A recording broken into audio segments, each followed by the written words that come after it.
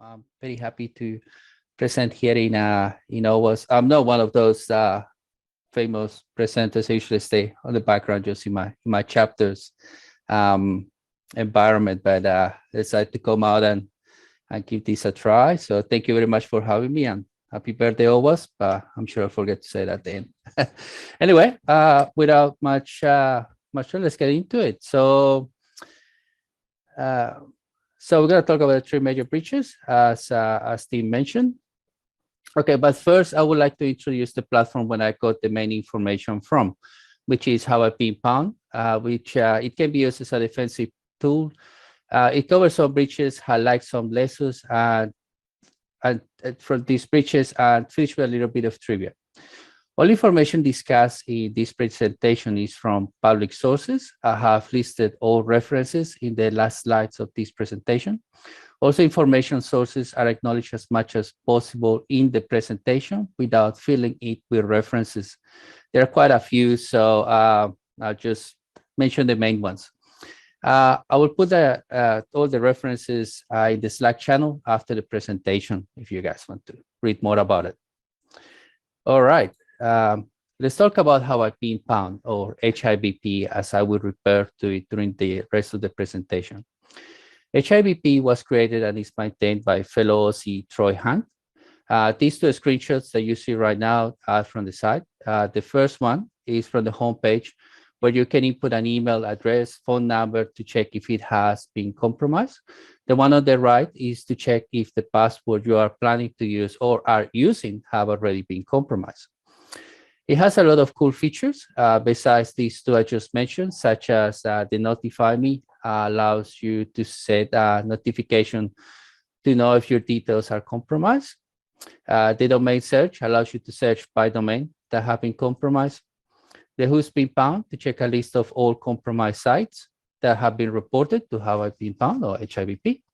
It has an API to help you check your corporation's information.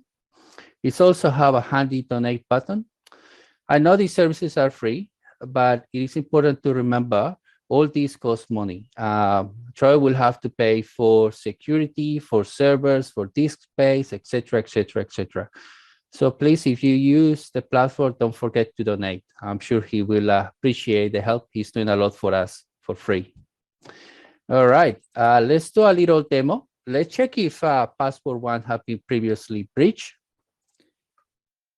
Okay, so I have this ready to go, as you can see. So we just type password one, pin. There you go. Has been seen 4,655 times. For those of you who use password one, don't use it. All right, let's move on. Okay, back to our presentation. Hopefully it works. Okay, now let's move to the core part of this presentation, the breaches. We are going to cover the following three breaches. Raychat, which is from Iran. Now, I was not sure if Iran would fall under APAC, but thought the lessons learned from it outweighs the technicality whether it belongs to APAC or not. Oxfam Australia, yes, the charity organization that's sole purpose is to help the poor. Domino's India. Okay, let's start with an interesting one, the Raychat breach that occurred early this year. First thing first, I'm going to go through a brief introduction of the company. Raychat was founded in 2017. It sought to make a name for itself as a business and social messaging application. It partnered with businesses and websites which use it for sales and customer services, among other things. It was featured at Iran's Silk Road Startup Summit in 2018 and was rated as one of Iran's most popular new companies. In accordance with I Have Been Pwned, the company went defunct this year, but the site is still up and the service appears to be running. I could not find any articles or information regarding the current status of the company. The one thing to note is that it is a thriving business, the social media business, the type that attracts lots of investments. It is unknown exactly what happened, but the articles I found list two different breaches that seems to be the same. Hawaii Pound reports that 938,981 email addresses, IP addresses, browser user agents, and passwords were stolen on the 31st of January 2021 and submitted to its database on 4 July 2021. It's saying that there are multiple articles around that say it was 150 million user data that had been leaked. The first instance where the leaked data was discovered was approximately at 7:20 a.m. Monday, May 3rd, 2021. The database was put up for sale on a prominent Russian hacker website. It was unclear if the data was extracted on the attack of the 31st of January, but it contained a significant amount of information of Iranian citizens using the site. The breaches occur because of a misconfiguration on the Mongo database in use, which allowed remote attackers access to all the contents of the database. Yep. So what happened? Now, first, please forgive my pronunciation. Obyachenko discovered the misconfiguration in the MongoDB database and reported to the company. The company, for unknown reasons, did not respond to the researcher and did not fix the fault. As a matter of fact, when Dyachenko posted the misconfiguration in Twitter, the company initially responded with a tweet negating the report. According to Dyachenko, 267 million accounts were available due to the misconfiguration, which included information such as addresses, passwords, metadata, encrypted messages. Once Dyachenko went public with the findings, it seems the company had a change of heart, acknowledged the breach, said that nothing was compromised, and reported they were working with the researcher to resolve the fault. They also said the legal department was investigating the case. Interesting. It is unclear if the hack occurred before or after the researcher made the vulnerability public. But one thing is clear, the lack of action by the company gave time for the hackers to perform the attack and steal the information. It is unlikely that all the data was stolen due to its size, but as reported, 150 million records at the very least were. The attack, interestingly, was an automated bulk attack called Meow, which hunts for misconfigured databases, downloads as much data as possible, then replaces the database with the word Meow. From this example, we can conclude that if a researcher reports a vulnerability, the least a company can do is investigate. I will advise to acknowledge the work of the researcher and provide some financial incentive for the work, even if there is no bank bounty program. At the end of the day, it's their time they are investing on your security. If the vulnerability is confirmed, fix it. No point denying it. Nothing good will come out from denying the vulnerability. If a researcher found it, so can every hacker in the world. Hackers are out there looking to exploit misconfiguration like this and do it on a daily basis. Another one, if it happens, the only way to contain it is honesty. The more honest you are with your customers, the better. Give them a chance to protect their data, at least appear to care for them. At the end of the day, without customers, there is no business. Businesses have to look after their customers. Another important one is that the hackers got away with it. The company suffered and lost money, but the hackers only made money out of their crimes. It is difficult for authorities to hunt down these criminals, especially when the crime is carried out from another country. Finally, make sure you have a security program in place. This needs to happen. It is important that the CEO, entrepreneur, business owner acknowledge this. If there is not enough money, they seek help from professionals. Follow the vendor's advice, buy a scanning tool, do the best you can to scan the code, the server configuration, and all the low-lying fruit, as we call it. Make an effort to secure the business as much as possible. There are plenty of consultancy, small ones, that can help the business get started. I acknowledge it is not a cheap service for a crash startup or a small business, but there is enough information out there to at least get started and prevent vulnerabilities such as this. Also, there is OWASP, which is entirely free. Has the chapters all over the globe and thousands of projects to help with security. Okay, let's move to another spectrum, one that should shock most of us, one that we will think will not happen. But the reality is, in the hacking world, there are no morals or boundaries. These criminals have no qualms on who they hack. Their focus is on the value of their hack. Who is Oxfam? I got this from their site. Oxfam Australia is an Australian independent, not-for-profit, secular, community-based aid and development organization.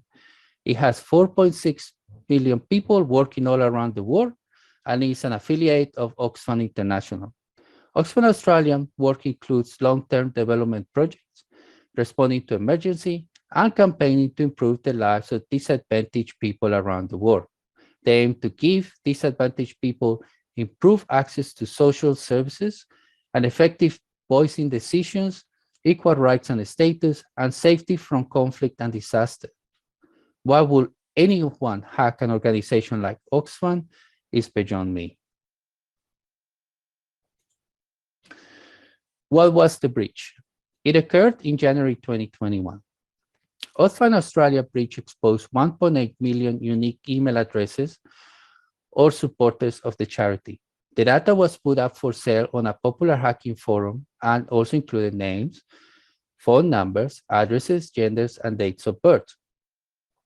A small number of people also had partial credit card data exposed, the first 6 and last 3 digits of the card, plus card types and expiry. And in some cases, the bank name, account number, and BSP were also exposed. The data was subsequently made freely available on the hacking forum later on the following month. In accordance to HIBP, the compromised data included bank account numbers, dates of birth, email addresses, gender, names, partial credit card data, payment history, phone numbers, and physical address, which is what I said. Okay. I was not able to find specific details on how the breach occurred. Oxfam Australia claimed that they have a robust cybersecurity system at the time of the incident. But it is difficult to assess this statement without more information. As a charity that is by nature cash-strapped, it will be difficult to imagine how robust that system will be. The breach was discovered by Bleeping Computer and reported to Oxfam. Oxfam reported the incident to the Australian Cybersecurity Centre and the Office of the Australian Information Commissioner. They conducted a complete forensic investigation, and the matter was referred to the federal police. Also, the very nature of the work Oxfam does can easily be manipulated by an attacker via phishing or some such attacks. Their attack surface will be quite significant due to the trust-based system of their business. This is as shocking as it can be imagined, but it's a lesson to us all. Hackers follow no moral code, and that everyone and everything is up for grabs. We need to be extra vigilant to protect the people closest to us. If anything, this breach should be a lesson of how low these criminals are willing to go to make a buck. From the report, we can say that the more than likely vector using was phishing. Training is the main defense against phishing. There are some good tools around as well that can help you defend against phishing. And if the company has the cash, investing in one of these tools is a must. Okay, let's finish with a big one. Domino's Pizza, as I'm sure we all know, is a global pizza restaurant. The famous Domino's started in 1960 as a pizza business between two brothers. This quickly became three and grown over the years to the corporation we know today. In 1998, Domino's founder retired and sold 93% of the company to Bain Capital for $1 billion. Okay, so what happened? In accordance with HIBT, in April 2021, 13 terabytes of compromised Domino's India data appeared for sale on a hacking forum, after which the company acknowledged a major data breach dated back to March. The compromised data included 22.5 million unique email addresses, names, phone numbers, order history, and physical addresses. Hackers claimed that 13 terabytes of data was stolen from Domino's databases, including credit card data. This was put for sale for 10 Bitcoins, or approximately $380,000 at the time of the hack. In today, Bitcoin prices is approximately $475,000. The hackers created a public site allowing people to check their details. Finally, as the hackers ran the site, more than likely, this is to further compromise more data. So please do not use this site.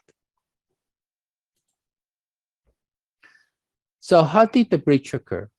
The breach was discovered by a research called, and again, please forgive my pronunciation, Rajshekar Rajaharia.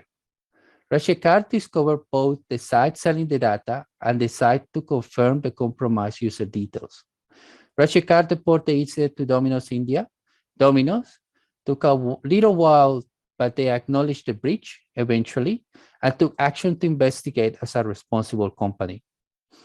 They carried out a full incident response and concluded that the breach occurred due to a third-party corporation. Fortunately, due to their policy of not storing financial information, no financial information was compromised, or so Domino's India claimed. I did not find any exact details of the third party or what the vulnerability exploited was. Now, let's talk about mitigations.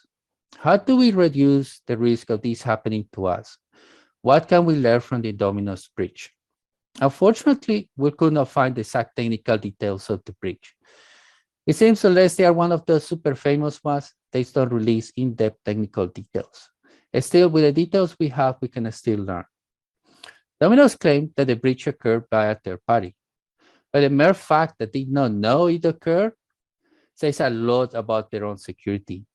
Sometimes companies only care about blaming someone else, and perhaps this is the case in this case.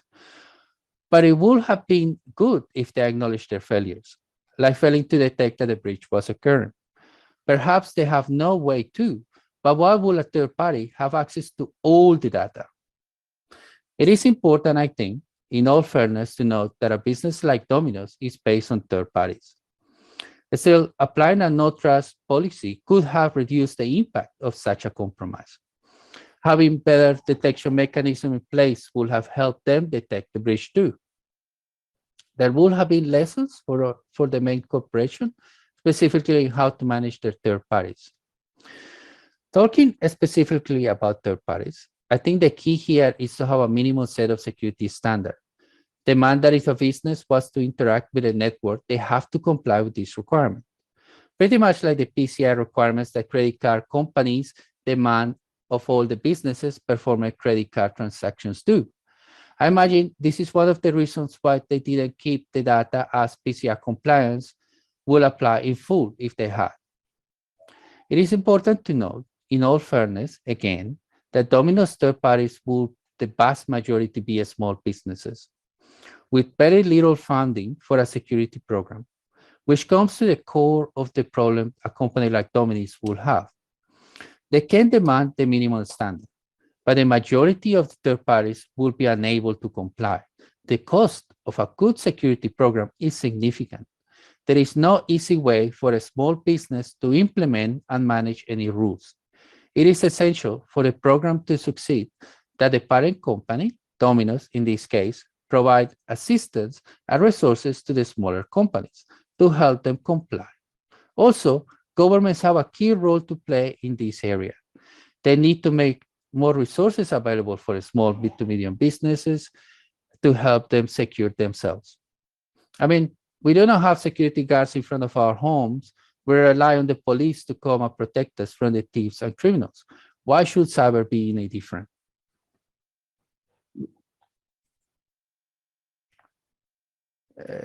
Okay. Okay, with this in mind, let's move to a little trivia. This is a funny one. I don't know how we're doing with time. Are we doing okay? I think so. Okay, with this in mind, let's move to a little trivia. This is a funny one. In March 2021, the Cardi Mafia Forum suffered a data breach that exposed almost 300,000 members' email addresses. The funny thing is that Cardi Mafia is dedicated to the theft and trading of stolen credit cards. The forum breach also exposed usernames, IP addresses, and passwords stored as soldered MD5 hashes. From HIBP, the details are breach date, 18th of March 2021, date added to HIBP, 23rd of March 2021, compromised account, 297,744. Compromised data, email addresses, IP addresses, passwords, usernames.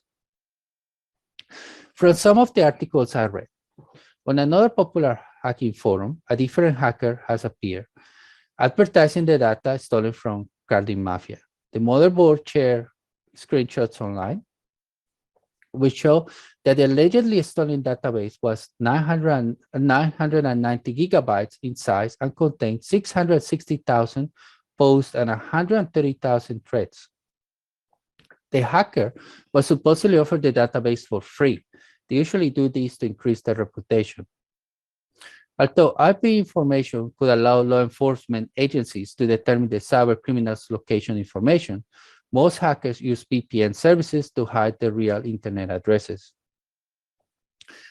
Hackers use untraceable email addresses from providers such as Mailinator to register on hacking sites. Novice hackers are likely to err by logging in using their real IP addresses or registering on the Carding hacking site using their real email addresses. Commenting on the compromise of the legal Carding site, forgive my pronunciation, Ilya Kolochenko, founder and chief architect at Immuniweb, says, most of the compromised accounts have fake data and IPs from anonymous VPNs or proxies that are not likely to bring much actionable evidence to law enforcement agencies for investigation. Moreover, even the Western law enforcement agencies are currently unequipped to investigate and prosecute cybercrimes on a large scale. I will probably not initiate investigatory operations after the leak. This is important. We need to face the reality that these criminals most of the time get away with it, and the best we can do is ensure that they do not succeed. Now, to conclude our presentation, in this particular slide, I would like to talk about what we can learn from these three incidents. I will not include the Carding Mafia one on this discussion. We have discussed three breaches: Raychat, Oxfam, and Domino's. Raychat was due to a misconfiguration. Oxfam due to bad luck, for lack of better words, and Domino's due to third parties. What we have learned overall from Raychat: follow the basic security guidelines and vendor recommendations. Ensure you learn about the security of the systems you are using. Ensure you use free resources like OWASP, which has a wealth of information. Become a member of the OWASP chapter that usually is free. Ask questions of all the professionals that are there. We are happy to help.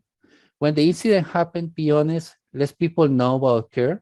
Help your customers secure their data and prepare as much as they possibly can. From Oxfam, a good security program with good detection system is essential. Keep good logging, ensure these logs are monitored, and ensure your people are trained. It is difficult to implement a no-trust system in a charity organization, but at least implement good controls and limit the data available to different parts of the organization. Incidents will occur. Doesn't matter what your company business is. Hackers have no morals and will use anything and attack any target. Sometimes they do it for fun or reputation. From Domino's, we can take that security involves all part of your business, not just your business, but all of the parts that interact with it, including the ones you have no control over. It is important to help those businesses that cannot protect themselves. It is essential to have a good third-party program. Okay, here are the references. I was thinking putting this in a Slack channel after the presentation. If anyone is interested, let me know. I don't want to fill the Slack channel with stuff if nobody wants it. So let me know. Happy to share this information.